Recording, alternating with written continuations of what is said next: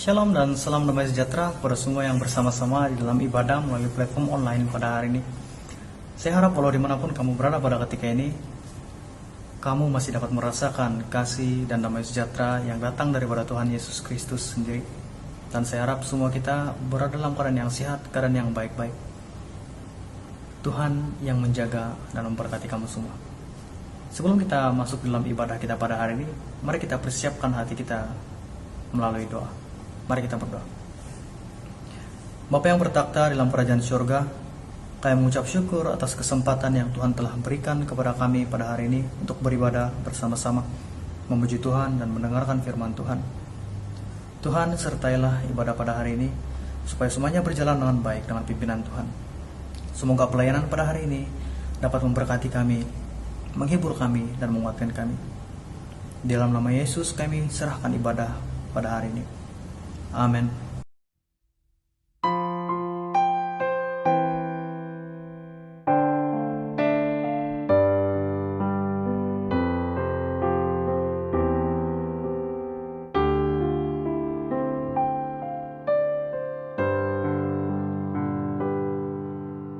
Kasih yang sempurna telah ku terima darimu,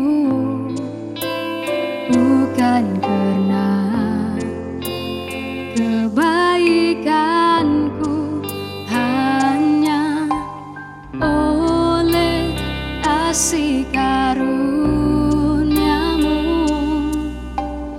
Kau pulihkan aku, layakkanku untuk dapat memanggilmu Bapa. Kau beri yang ku pinta,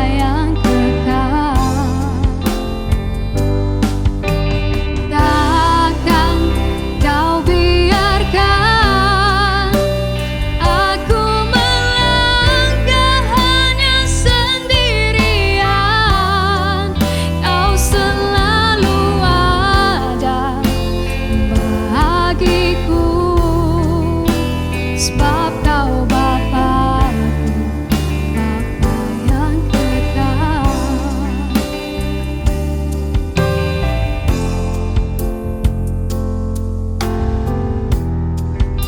Sebab Kau Bapa-Ku, Bapa yang kekal.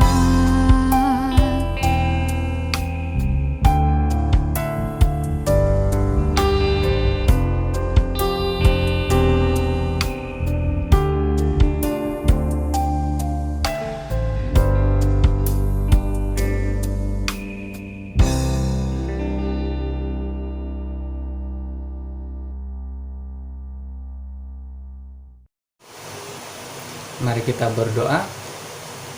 Tuhan Bapa Surgawi yang Maha Suci dan Maha Pemurah, kami orang-orang yang berdosa sangat memerlukan belas kasihan-Mu. Sekarang mengaku di hadapan-Mu segala dosa kami di dalam pikiran, perkataan, dan kelakuan. Kami mohon Engkau mengasihani dan memberi anugerah pengampunan-Mu, karena kami sentiasa menuruti hawa nafsu dan melawan kehendak-Mu yang suci, tamak akan keuntungan duniawi dan memandang rendah akan berkat surgawi, serta mensia-siakan kasih dan kemurahan Bapa Surgawi. Kami sentiasa kurang beriman dan juga kurang berkelakuan baik. Kami juga sentiasa tidak memandang penting akan pekerjaan surgawi dan tidak mementingkan kehidupan rohani, tidak mempunyai kesaksian yang baik di hadapan Tuhan. Ya Tuhan, kasihanilah dan ampunilah kami. Sucikanlah kami dengan darah Kristus dan penuhilah kami dengan kuasa Roh Kudus, agar kami dapat dikuatkan kembali untuk melayani Engkau dengan penuh setia. Kami berdoa dalam nama Tuhan Yesus Kristus. Amin.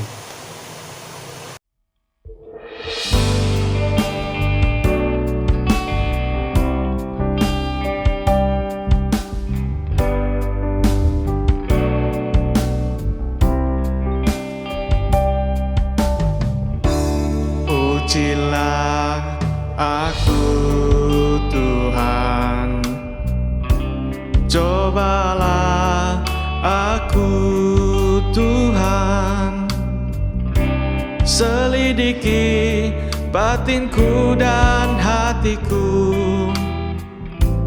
mataku tertuju padamu. Aku cinta padamu Tuhan, aku rindu hadirat-Mu Tuhan, aku ingin selalu dekat padamu, menikmati kehadiran-Mu. Ku nyanyi Hosana bagi Rajaku yang duduk di tata. Aku muliakan dan ku agungkan, Kau layak disembah.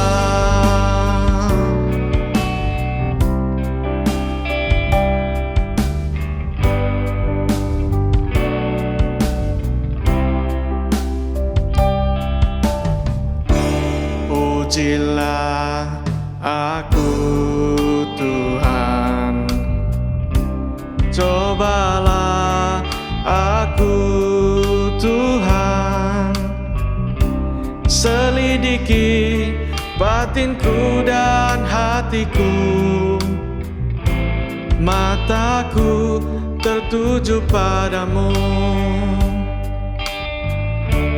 Aku cinta padamu Tuhan, aku rindu hadirat-Mu Tuhan, aku ingin selalu dekat padamu, menikmati kehadiran-Mu. Ku nyanyi Hosana bagi Rajaku yang duduk di takhta. Aku muliakan dan ku agungkan, Kau layak disembah. Ku nyanyi Hosana bagi Rajaku yang duduk di takhta. Aku muliakan dan ku agungkan, Kau layak disembah. Kau layak disembah. Kau layak disembah.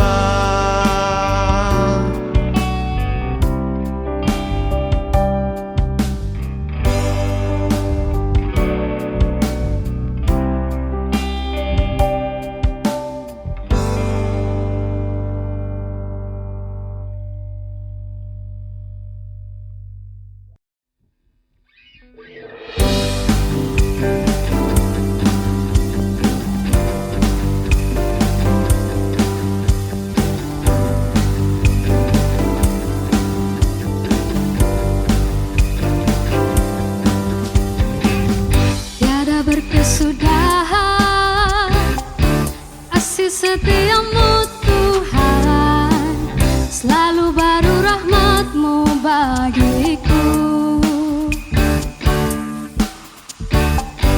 Hari berganti hari, tetap kulihat kasih-Mu. Kau pernah berakhir di hidupku. Tuhan Yesus baik, sungguh amat baik, untuk selama-lamanya. Tuhan Yesus baik.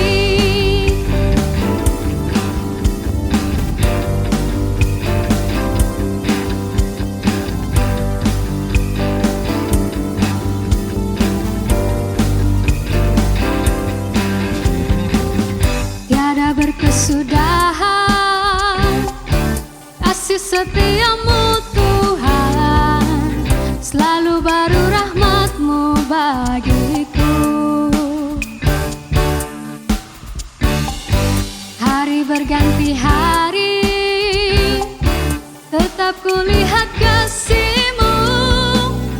Tak pernah berakhir di hidupku.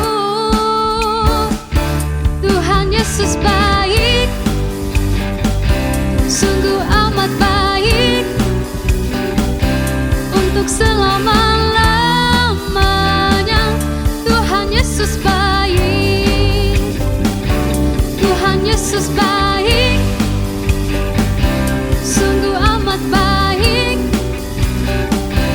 untuk selama-lamanya.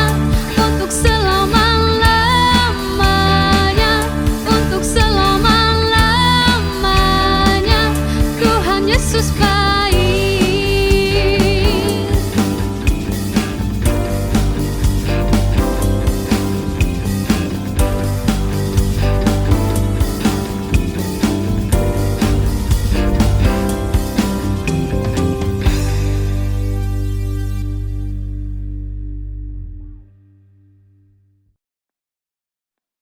Mari kita sama-sama melafazkan pengakuan iman rasuli. Aku percaya kepada Allah, Bapa yang Maha Kuasa, Khalik langit dan bumi, dan kepada Yesus Kristus, Anaknya yang tunggal Tuhan kita, yang dikandung daripada Roh Kudus, lahir dari Maryam, yang menderita di bawah pemerintahan Pontius Pilatus, disalibkan, mati dan dikuburkan, turun ke dalam kerajaan maut. Pada hari yang ketiga, bangkit pula dari antara orang mati, naik ke surga, duduk di sebelah kanan Allah, Bapa yang Maha Kuasa. Dan dari sana ia akan datang untuk menghakimi orang yang hidup dan yang mati. Aku percaya kepada Roh Kudus, gereja yang kudus dan am, persekutuan orang kudus, pengampunan dosa, kebangkitan tubuh dan hidup yang kekal. Amin.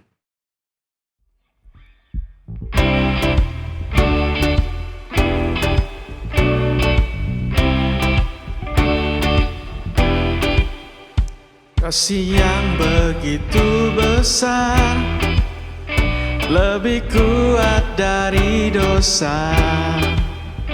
Kasih yang menemukanku, selamatkan dan pulihkanku. Ku naikkan syukurku, ku tak akan berhenti memuji, meninggikan namamu, selalu menari, memuliakanmu. Dibebaskan, dibangkitkan, hidup yang kau beri, yang kini hanya untukmu.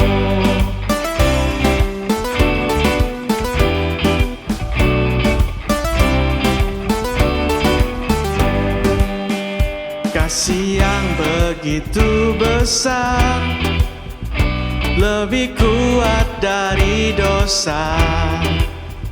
Kasih yang menemukanku, selamatkan dan pulihkanku. Ku naikkan syukurku, ku tak akan berhenti memuji, meninggikan namamu, selalu menari, memuliakanmu. Dibebaskan, dibangkitkan, hidup yang kau beri, yang kini hanya untukmu.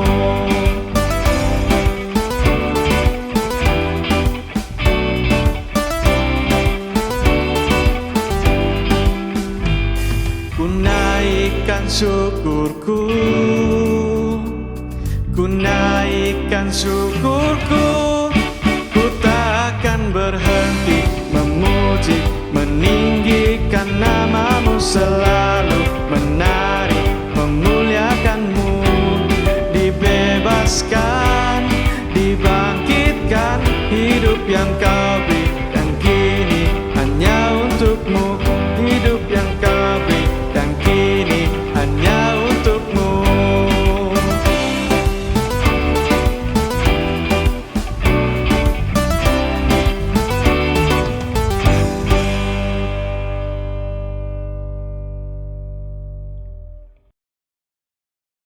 Shalom dan salam damai sejahtera kepada semua yang bersama-sama di dalam ibadah melalui platform online pada hari ini. Saya harap walau dimanapun kamu berada pada ketika ini, semoga kita masih boleh merasakan kasih dan damai sejahtera yang datang daripada Tuhan kita, Yesus Kristus. Pada hari ini kita akan meneruskan pembelajaran kita di dalam topik besar membangun. Dan topik khusus pada hari ini ialah saling membangun di dalam Kristus. Dan teks diambil daripada 2 Korintus pasal yang ke-13 ayat yang pertama sampailah ayat yang ke-10. Seperti biasa saya akan bacakan ini kepada kamu semua di dalam terjemahan bahasa Indonesia. Ini adalah untuk ketiga kalinya aku datang kepada kamu. Baru dengan keterangan 2 atau 3 orang saksi suatu perkara sah. Kepada mereka yang di masa lampau berbuat dosa dan kepada semua orang lain telah kukatakan terlebih dahulu, dan aku akan mengatakannya sekali lagi. Sekarang pada waktu aku berjauhan dengan kamu, tepat seperti pada waktu kedatanganku kedua kalinya, bahwa aku tidak akan menyayangkan mereka pada waktu aku datang lagi. Karena kamu ingin suatu bukti bahwa Kristus berkata-kata dengan perantaraan aku, dan ia tidak lemah terhadap kamu, melainkan berkuasa di tengah-tengah kamu. Karena sekalipun ia telah disalibkan oleh karena kelemahan, namun ia hidup karena kuasa Allah. Memang kami adalah lemah di dalam dia, tetapi kami akan hidup bersama-sama dengan dia untuk kamu karena kuasa Allah. Ujilah dirimu sendiri, adakah kamu tetap tegak di dalam iman? Selidikilah dirimu. Apakah kamu tidak yakin akan dirimu bahwa Kristus Yesus ada di dalam diri kamu? Sebab jika tidak demikian, kamu tidak tahan uji. Tapi aku harap bahwa kamu tahu bahwa bukan kami yang tidak tahan uji. Kami berdoa kepada Allah agar kamu jangan berbuat jahat, bukan supaya kami ternyata tahan uji, melainkan supaya kamu ini boleh berbuat apa yang baik, sekalipun kami sendiri tampaknya tidak tahan uji. Karena kami tidak dapat berbuat apa-apa melawan kebenaran, yang dapat kami perbuat ialah untuk kebenaran. Sebab kami bersuka cita apabila kami lemah dan kamu kuat. Dan inilah yang kami doakan, yaitu kamu menjadi sempurna. Itulah sebabnya sekali ini aku menulis kepada kamu ketika aku berjauhan dengan kamu, supaya bila aku berada di tengah-tengah kamu, aku tidak terpaksa bertindak keras menurut kuasa yang dianugerahkan Tuhan kepadaku untuk membangun dan bukan untuk meruntuhkan. Demikian pembacaan teks pada hari ini. Mari kita berdoa bersama-sama. Bapa yang bertakhta di dalam kerajaan surga, pada hari ini kami sangat mengucap syukur atas kesempatan yang Tuhan berikan kepada kami untuk mempelajari firman Tuhan. Dan kami sangat sadari Tuhan bahwa pengetahuan kami sangat terbatas di dalam memahami isi firman Tuhan. Tapi kami percaya jika Tuhan yang bersama kami, dan jika kami mempelajari sesuatu hal dan kebenaran dengan pimpinan Roh Kudus, semua itu akan menjadi lebih mudah.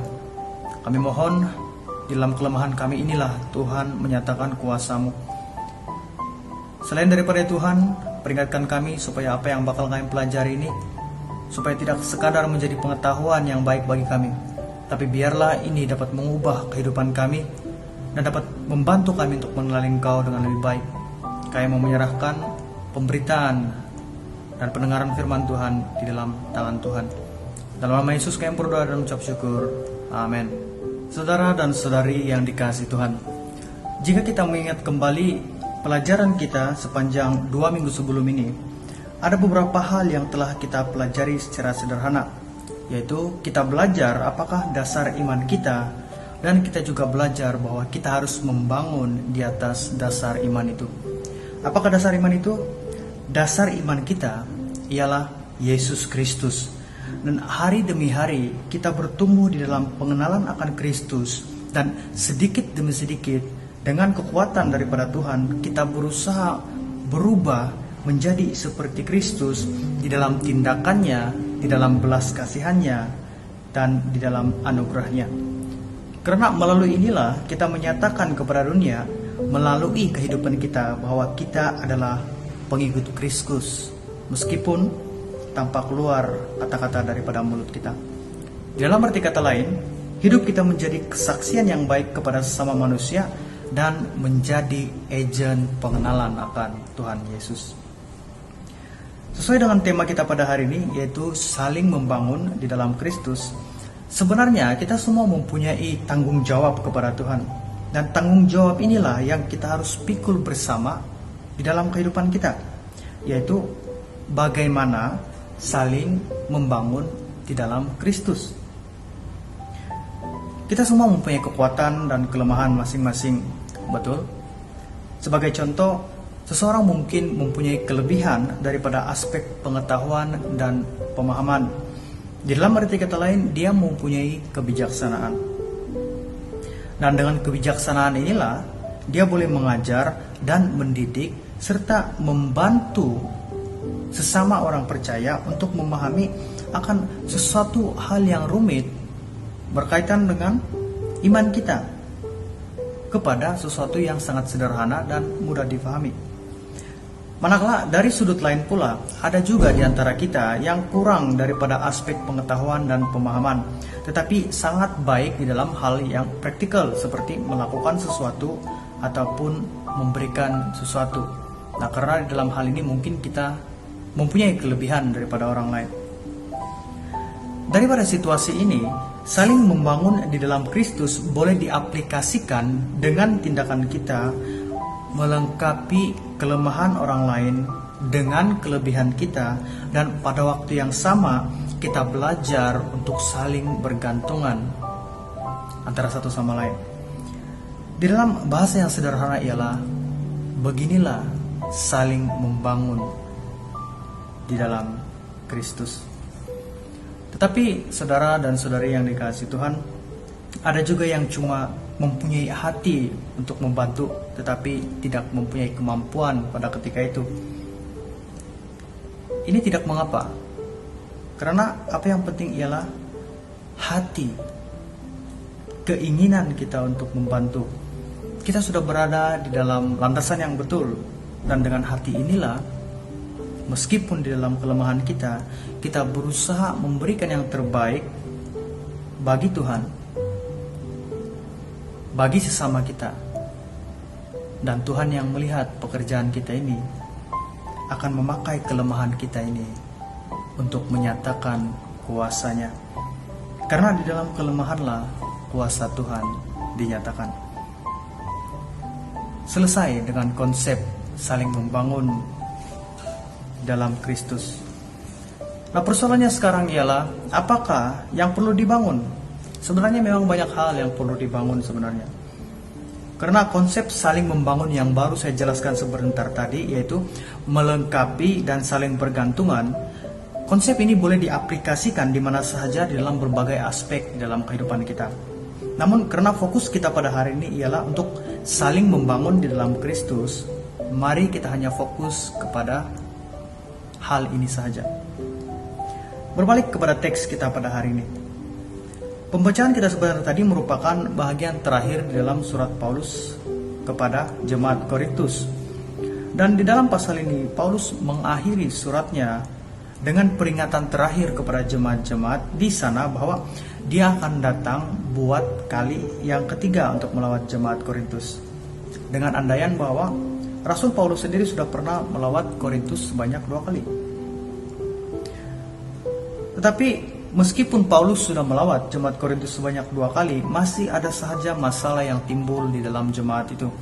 Dan tidak dinafikan banyak jemaat yang ada di dalam Empire Roma. Jemaat Korintus inilah adalah jemaat yang paling bermasalah. Yang ada saja masalah yang timbul dalam jemaat ini. Ada perpecahan di dalam jemaat, ada masalah pengajar-pengajar sesat, ada juga yang sampai menafikan kerasulan Rasul Paulus. Kita boleh lihat di dalam ayat yang ketiga. Karena kamu ingin suatu bukti bahwa Kristus berkata-kata dengan perantaraan aku, dan ia tidak lemah terhadap kamu, melainkan berkuasa di tengah-tengah kamu. Mereka menginginkan bukti bahwa Rasul Paulus adalah benar-benar Rasul. Bayangkan ini, saudara dan saudari yang dikasihi Tuhan. Jika ada penolakan daripada pengajar iman sendiri, bagaimanakah mungkin mereka akan bertumbuh dan dibangun dalam Kristus? Ini adalah satu perkara yang sangat membimbangkan bagi Paulus. Jika Rasul sahaja mereka boleh tolak, apa yang akan berlaku seterusnya? Sudah tentunya pengajar-pengajar sesatlah yang akan bertumbuh di dalam kalangan jemaat itu. Oleh itu, saudara dan saudari yang dikasihi Tuhan, seperti yang saya katakan pada khotbah yang lalu, persiapkanlah diri kita dalam pengetahuan akan iman kita, dan berdoalah kepada Tuhan supaya kita boleh membezakan mana ajaran yang sihat dan mana ajaran yang sesat. Jangan sampai kita ini mudah diperdaya, diombang-ambingkan dengan pelbagai ajaran yang sebenarnya tidak berlandaskan dengan Alkitab sama sekali. Jangan sampai pengajar-pengajar sesat ini mencuri kita daripada Tuhan Yesus Kristus. Bagaimana mengenal pengajar-pengajar sesat ini? Dari buahlah kamu mengenal mereka. Daripada kehidupan mereka lah kamu mengenal mereka. Nah, persoalan seterusnya ialah kenapa jemaat di Korintus ini menafikan kerasulan Rasul Paulus? Jawaban yang sederhana bagi persoalan yang saya tanyakan sebentar tadi ialah karena Rasul Paulus bukanlah seorang pembicara ataupun pengkhotbah yang baik, atau sekurang-kurangnya menurut standar orang Korintus pada ketika itu, Rasul Paulus bukanlah pengkhotbah ataupun pembicara yang baik di mata mereka. Karena benar komuniti orang Korintus mempunyai budaya untuk meneliti setiap pembicara ataupun pengkhotbah berdasarkan kemahiran mereka berpidato dan bercakap di hadapan umum.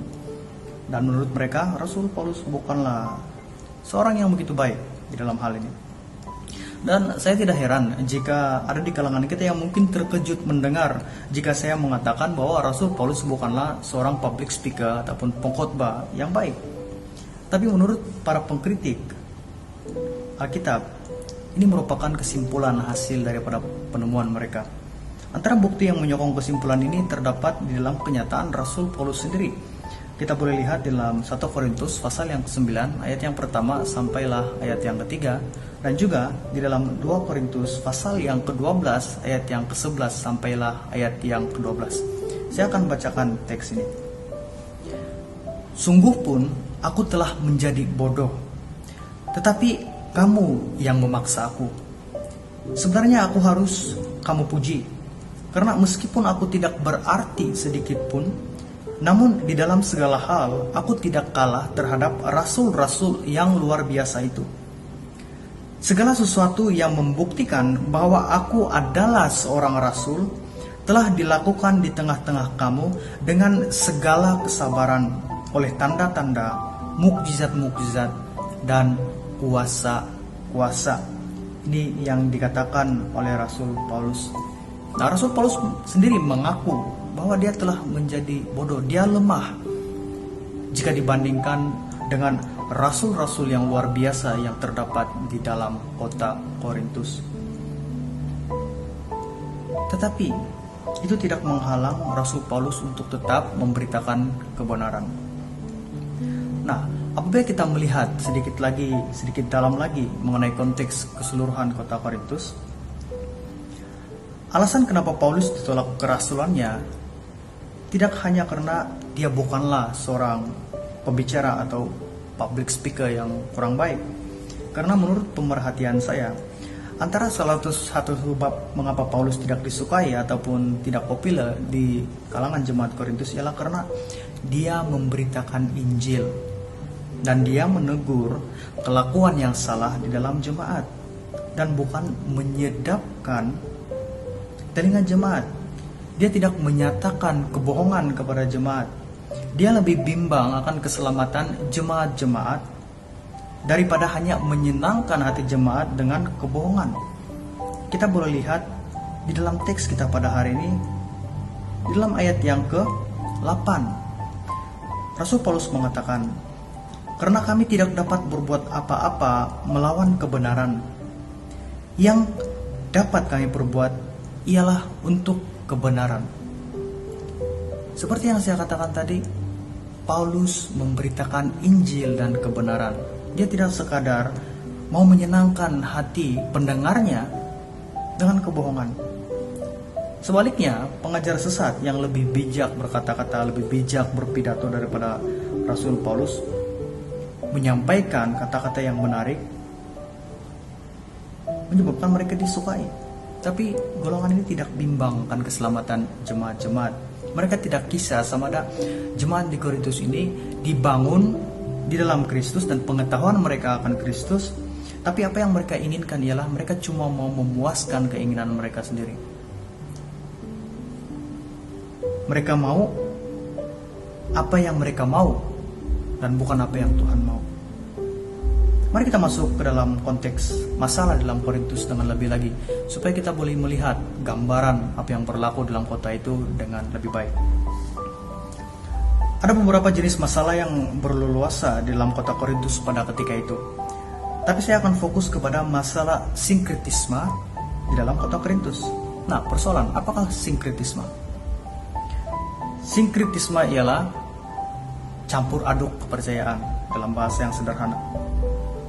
Nah, ada ajaran beberapa agama di dalam kota Korintus yang sangat menekankan mengenai karunia berbahasa roh, dan itu sudah masuk di dalam jemaah di Korintus. Ada dua jenis agama yang menekankan bahasa roh, golongan yang menyembah dewa Apollo dan beberapa agama misteri yang lain. Yang menjadi masalah ialah orang-orang yang pada mulanya mengikuti agama ini, mereka menjadi Kristen dan membawa fahaman mereka ini di dalam jemaah, yaitu mengutamakan bahasa roh dan penggunaannya di dalam ibadah. Tapi menurut Paulus, penggunaan bahasa roh di dalam ibadah adalah tidak perlu dan tidak sepatutnya dilakukan. Kenapa? Tujuannya ialah sederhana, yaitu karena bahasa roh tidak dapat difahami oleh jemaah yang lain. Jika tidak boleh difahami oleh jemaah, maka itu tidak dapat membangun jemaah. Di dalam arti kata lain, penggunaan bahasa roh ataupun bahasa yang tidak difahami dalam ibadah adalah satu tindakan yang tidak mengasihi, karena itu tidak memberikan apa-apapun faedah kepada jemaat. Oleh itu, menurut Rasul Paulus, sebaiknya bahasa roh ini digunakan ketika berdoa sendiri saja ataupun ketika ada orang yang boleh menerjemahkannya, barulah boleh digunakan di dalam ibadah. Karena fokus ibadah ialah bukan untuk mempamerkan karunia-karunia yang kita dapat daripada Tuhan, tapi fokus ibadah bersama ataupun community Kristen ialah untuk saling membangun di dalam Kristus. Itu fokusnya. Dan ada di kalangan mereka yang telah tersasar daripada fokus ini. Saudara dan saudari yang dikasihi Tuhan, teguran Paulus mungkin membuatkan dia kurang populer di dalam jemaat Korintus, dan bahkan ada yang sampai menolak kerasulannya karena kebenaran yang coba disampaikan oleh Rasul Paulus. Dan saya juga menyadari bahwa kebenaran firman Tuhan yang disampaikan ada kalanya mencabar kepribadian kita, bahkan susah untuk dihadam apalagi untuk didengar. Tetapi semua ini dengan satu tujuan yang murni, yaitu untuk membangun kita di dalam kebenaran, membangun kita di dalam iman yang benar. Inilah tujuan kebenaran harus diberitakan. Karena jika kebenaran tidak diberitakan, maka kita tidak akan dibangun di atas kebenaran itu.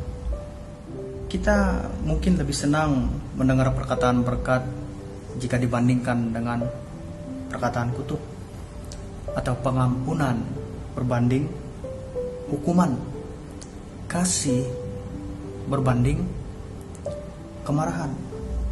Tapi pada hakikatnya firman Tuhan datang di dalam bentuk seperti ini kepada kita bagi tujuan membangun iman kita. Injil adalah berita baik kepada yang percaya dan setia, tetapi hukuman kepada yang tidak percaya dan menganggap Injil adalah satu kebodohan. Dan sebagai rasul, meskipun dianggap sebagai orang yang tidak pandai berbicara dan berkhotbah, Paulus yakin di dalam hatinya bahwa di dalam kelemahan inilah kuasa Tuhan menjadi nyata. Dan sebagai pengkhotbah sendiri, saya sadari bahwa menyenangkan hati pendengar dan kata-kata yang manis, yang menghibur, menjadi satu pencobaan yang sangat besar. Karena pengkhotbah yang menyenangkan hati pendengarnya membuatkan seorang pengkhotbah itu disukai, diminati, bahkan populer. Semua ini adalah nikmat dunia dan sangat menarik. Namun karena saya menyadari bahwa betapa besar anugerah di dalam hidup ini, Tuhan yang menyelamatkan saya meskipun saya adalah orang yang berdosa daripada kematian dan hukuman yang kekal, saya menjawab panggilan berkhotbah meskipun di dalam kelemahan dan di dalam kekurangan, untuk memberitakan bahwa Yesus adalah Tuhan dan Penyelamat. Bukan dengan penipuan, bukan dengan hanya jenaka, tetapi dengan penuh hati-hati dan tanggung jawab. Dalam arti kata lain, peranan seorang pengkhotbah dan panggilannya ialah untuk membangun orang-orang dalam pengenalan akan Kristus melalui khotbah dan ajarannya. Dan ini yang dilakukan oleh Rasul Paulus, meskipun dia sendiri dianggap tidak pandai berkhotbah dan berbicara. Tapi dalam hal yang lain seperti hal tulisan, Paulus memang sangat baik di dalam hal penulisan. Nah, persoalan seterusnya, jika itu mengenai membangun jemaah di dalam Kristus melalui khotbah, bagaimanakah jika saya bukan seorang pengkhotbah? boleh ikut serta di dalam saling membangun di dalam Kristus. Nah, saya rasa pertanyaan ini sangat penting untuk kita jawab. Nah, seperti yang saya katakan sebentar tadi di awal khotbah saya, konsep saling membangun di dalam Kristus ialah tindakan kita melengkapi kelemahan orang lain dengan kelebihan yang kita ada. Dan pada waktu yang sama, kita juga saling belajar untuk saling bergantungan antara satu sama lain. Ini adalah konsep saling membangun dalam Kristus. Di dalam arti kata lain, jika kamu bukanlah seorang yang berkhotbah, masih ada hal yang kita boleh lakukan. Sebagai contoh, di dalam situasi pandemik ini, ada di kalangan orang percaya yang mempunyai kelebihan dari segi ekonomi, dan ada yang kurang dari segi ekonomi. Yang berkelebihan boleh membantu yang kekurangan. Tapi mungkin persoalan yang lain yang akan timbul ialah bagaimana memberi dikira membangun di dalam Kristus. Saya ingin katakan sesuatu yang sangat-sangat penting kepada kamu semua. Selama ini kita sudah ketahui bahwa kita boleh dibangun iman kita melalui pendengaran firman Tuhan, melalui puji-pujian kita kepada Tuhan, dan banyak hal yang kita boleh lakukan sehingga kita boleh dibangun dalam iman kita. Tetapi ada satu hal yang kita sering lakukan yang kita tidak menyadari bahwa impaknya begitu besar. Apakah itu? Yang saya maksudkan ialah pertolongan yang datang kepada yang memerlukan.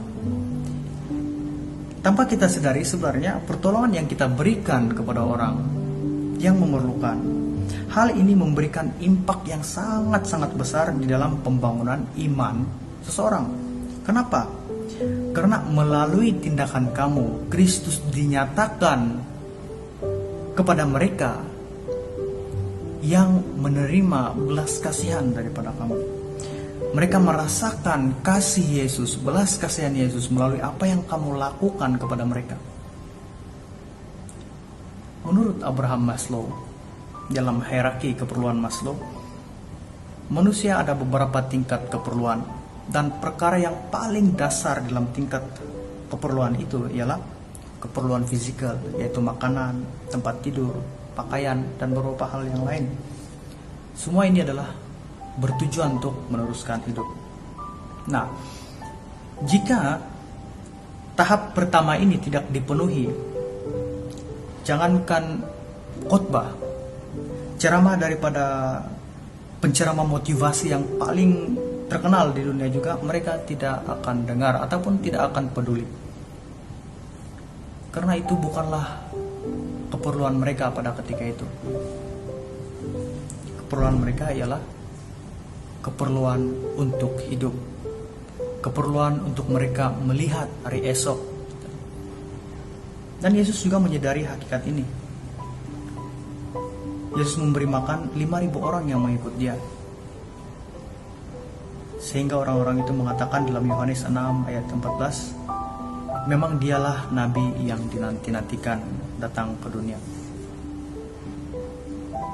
Selain daripada itu, Yesus juga ketika dia mengajarkan sesuatu kepada murid-muridnya, kita sering melihat dia membawa murid-muridnya untuk makan terlebih dahulu. Sebagai contoh, setelah Yesus bangkit daripada kematian, dia menampakkan dirinya kepada Petrus. Dan apa yang Yesus lakukan? Yesus membawa Petrus untuk sarapan. Setelah semalaman Petrus mencari ikan tetapi tidak mendapat. Saya tidak menafikan jika lebih banyak kebangunan rohani terjadi di meja makan jika dibandingkan dengan semua KKR yang pernah kita lakukan dalam kehidupan kita, semua KKR yang pernah kita ikut. Di dalam arti kata lain, penuhilah keperluan asas bagi yang memerlukan. Injil sudah disampaikan sebelum kamu membuka mulut kamu. Saudara dan saudari sekalian, ini merupakan sedikit contoh bagaimana kita boleh saling membangun di dalam Kristus. Yang pertama, melalui khotbah kepada yang mempunyai karunia. Kepada yang mempunyai karunia untuk mengajar, ajarlah. Tapi kepada orang yang mempunyai karunia untuk memberi, berilah. Dan masih banyak hal yang kita boleh lakukan yang boleh membangun iman jemaat, yang boleh saling membangun di dalam Kristus. Baik itu melalui pertolongan ataupun mengajar dan sebagainya. Hidup ini adalah untuk memuliakan Tuhan. Oleh itu marilah kita pergunakan kesempatan ini untuk memuliakan Tuhan setiap hari, setiap waktu. Dan bangunlah sesama kamu di dalam pengajaran, di dalam teguran, dan di dalam apa cara sekalipun. Mari kita berdoa. Tuhan yang bertakhta di dalam kerajaan surga, pada hari ini kami mengetahui konsep saling membangun di dalam Kristus, yaitu dengan melengkapi kelemahan sesama kami dengan kelebihan kami, dan juga saling bergantung di antara kami. Karena melalui hal inilah kami saling membangun di dalam Kristus. Dan Tuhan, kami sadari kami mempunyai kelemahan dan kelebihan masing-masing. Tapi jangan biarkan kelemahan itu melemahkan kami. Tapi ajarilah kami untuk fokus kepada kekuatan kami untuk membantu yang lemah. Dan biarlah kesatuan ini terus ada dalam hati jemaat, dan biarlah mereka terus saling dibangun di dalam Kristus hari demi hari. Dan kami mohon pertolongan Tuhan di dalam hal ini. Pada waktu yang sama Tuhan, kami juga tidak mau tetap takut dan bimbang akan pandemi ini, karena kami tahu Tuhan yang bersama dengan kami. Meskipun kami melihat ada pertambahan case baru setiap hari, tapi janganlah biarkan itu menggoyahkan kami. Tapi peringatkanlah kami di dalam segala sesuatu, Tuhan masih bersama-sama dengan kami. Dan memang terdetik di hati kami bahwa kami mau pandemik ini hilang dalam muka bumi, tapi bukanlah kehendak kami yang terjadi, tapi kehendaklah Tuhan yang terjadi. Dan dalam kesempatan ini juga Tuhan, kami mau berdoa khusus untuk jemaat-jemaat yang berada di mana saja pada ketika ini, supaya Tuhan yang melindungi, menjaga, menghibur mereka walau dimanapun mereka berada. Semoga kasih dan damai sejahtera yang datang daripada Tuhan Yesus Kristus tetap kita dapat rasakan di mana saja. Dalam nama Yesus kami berdoa. Amin. Untuk pemberian uang persembahan dan ucapan syukur, jemaat boleh banking secara terus ke account Gereja PCC 6 seperti yang jemaat lihat di sebelah kiri saya, dan sila antar resit transaksi sebagai rujukan kepada bendahari PCC 6.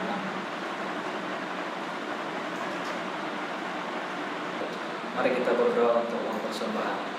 Bapa di surga, kami bersyukur karena Engkau memberkati kami walaupun dalam keadaan yang sangat sukar. Kami percaya Engkau bisa berada di pihak kami. Dan ajari kami Tuhan Yesus supaya sentiasa bersyukur dengan apapun yang kami ada pada saat ini Bapa di surga. Dan terima kasih karena Engkau mengajarkan kami bagaimana berdoa. Bapa kami yang di surga, kuduskanlah namamu, datanglah kerajaanmu, jadilah kehendakmu di bumi seperti di surga.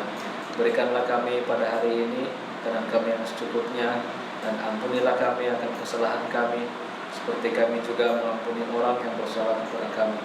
Dan janganlah membawa kami ke dalam pencobaan, tapi lepaskanlah kami daripada yang jahat. Karena Engkaulah yang mempunyai kerajaan dan kuasa dan kemuliaan sampai selama-lamanya. Amin.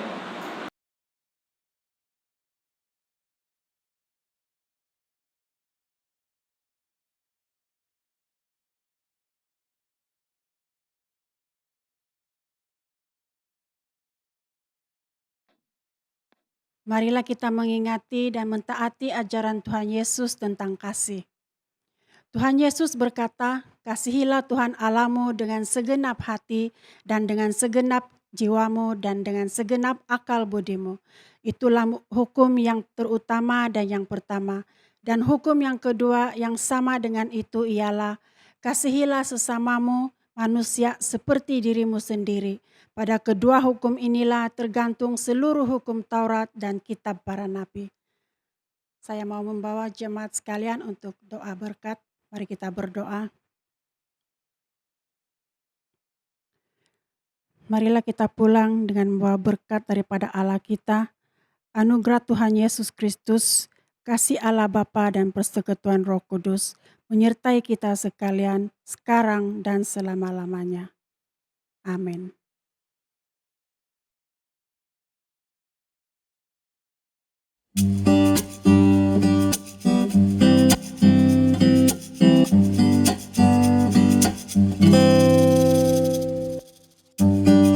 Bila ku pandang indahnya karyamu di dunia, ku terkagum akan kemahakuasaan yang esa. Bila ku tatap pelangimu, di langit lukis indah, ingatkanku akan janji kasihmu dalam hidupku. Tak dapat ku bayangkan betapa berharganya diriku, kau angkatku jadi anakmu. Siapalah aku di matamu, oh Tuhan, bandingkan dunia ini, oh Tuhan. Terlalu kecil diri ini, kau pandang berharga dari segalanya. Apa yang dapat ku berikan kepadamu untuk membalas kebaikanmu, oh Tuhan. Seluruh hidupku persembahkan kepadamu, oh Tuhanku, karena Engkau mengasihi diriku.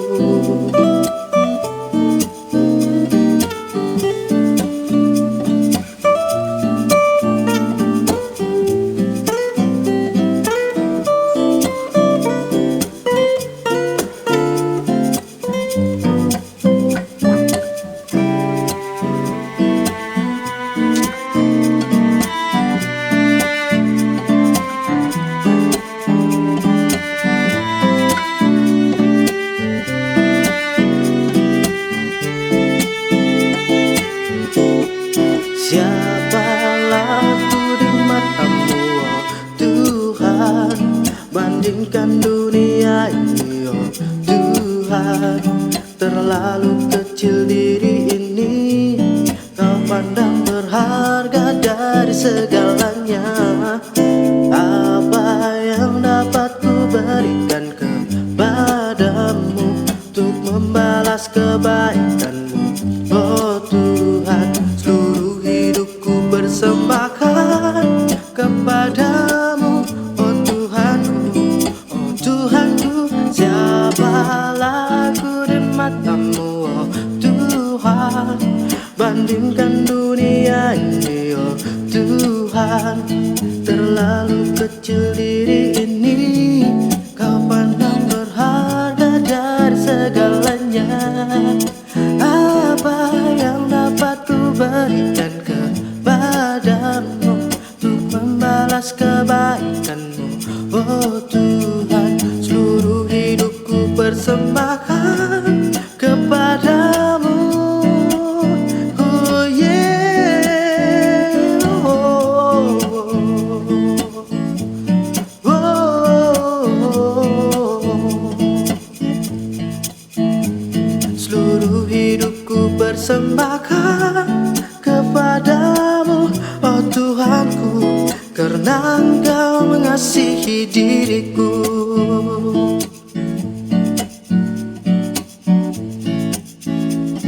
Karena Engkau mengasihi diriku.